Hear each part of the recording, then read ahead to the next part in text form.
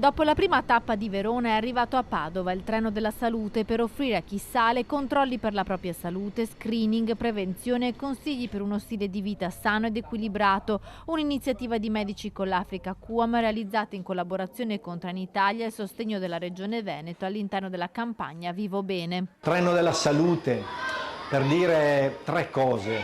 La prima, che la salute va difesa, ma soprattutto va promossa, cioè va educata, va potenziata, e quindi aumentare la consapevolezza di quanto importante è la salute, qui da noi e anche nel contesto africano. La salute si fa insieme ed è di tutti. Questo è il messaggio lanciato da Don Dante Carraro, il direttore del QAM, che per il prossimo anno si pone come obiettivo quello di raddoppiare il numero di giovani africani formati per diventare medici o infermieri. Nel 2022 erano stati ben 3.000. La salute è, potremmo dire con una parola che tutti conoscono, everywhere, cioè ovunque.